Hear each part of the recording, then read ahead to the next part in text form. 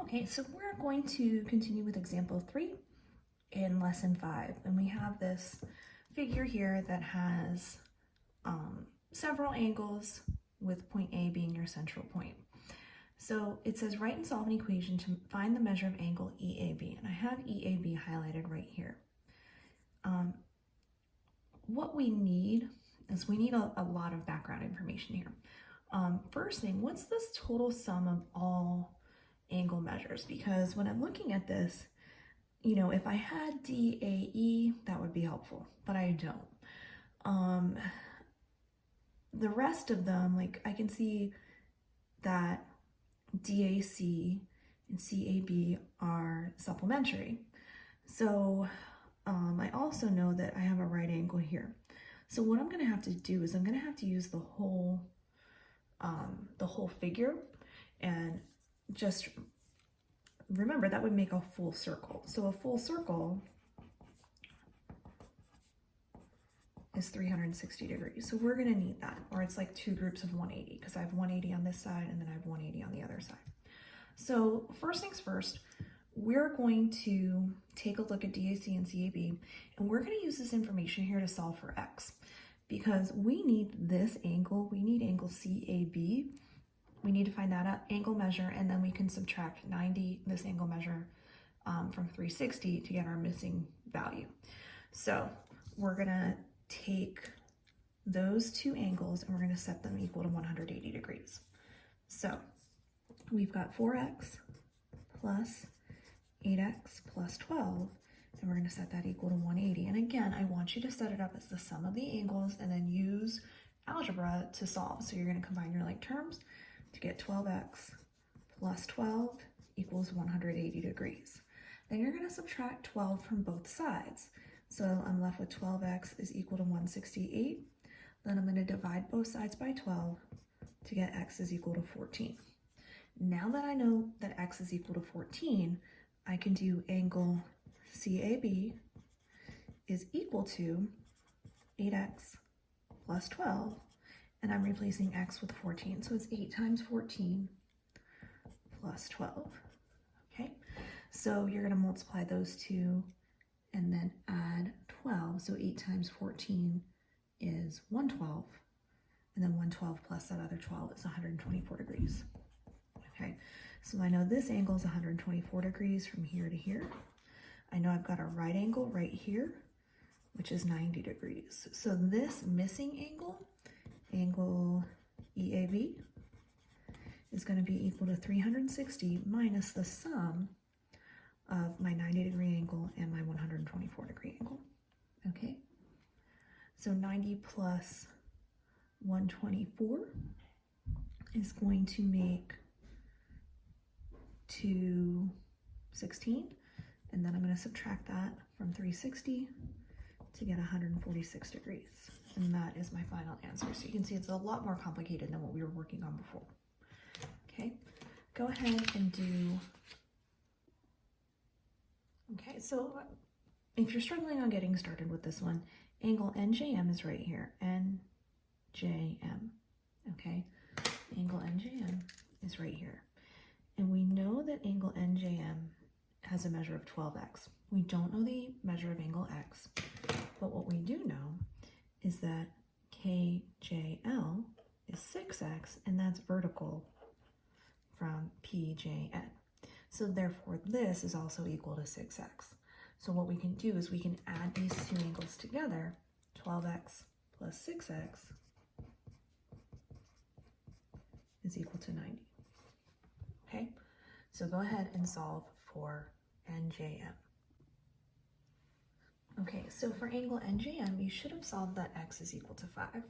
So now what we need to do is we need to go back to this figure and see that 12 times 5 is 60. So this angle measure is 60, and therefore this one's 30 because it's 6 times 5. 60 plus 30 makes 90 degrees. For angle KJP, I have that highlighted in pink right here.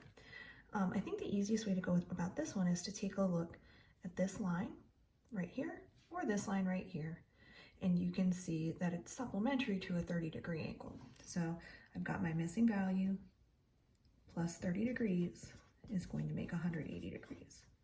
So I'm just going to subtract 30 and get 150. Okay, so angle KJP is equal to 150 degrees. Okay, last one, KJM. Okay, KJM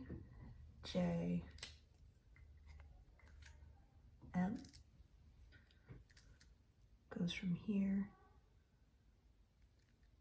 KJM. That's this angle right here.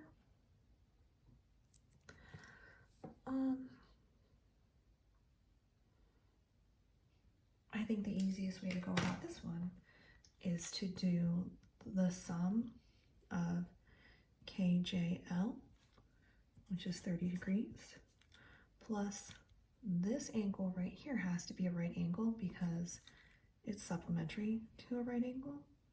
Okay, so plus 90 degrees, and you're going to get that that's 120 degrees. Okay, so this is kind of fun. Let's do 2 more examples here. Try these 2 on your own, and then we'll check back. Okay, so for number 9, we've got 4x plus x. They make a complementary angle, so we're going to set their sum equal to 90 degrees. When we combine our like terms, we get 5x equals 90. When we divide by 5, we get x is equal to 18. For number 10, again, somewhat of a complicated figure. What I noticed is that these 2 angles don't have any relationships such as complementary, supplementary, or vertical.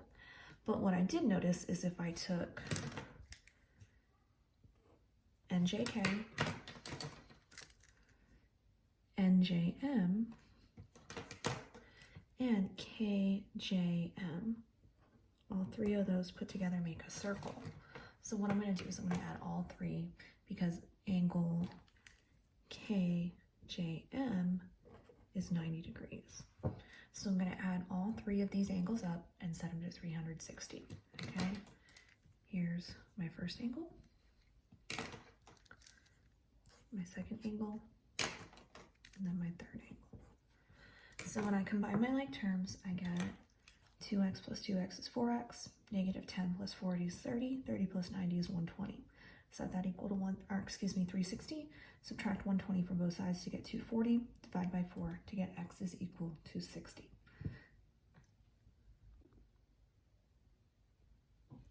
Now in example 4, we have a city worker designs an intersection of 3 roads that will be constructed next year. The measure of the angle between any 2 roads must be at least 60 degrees in order for vehicles to turn safely. Does the design meet the requirement? So what can you tell about angle A right here and angle TAE?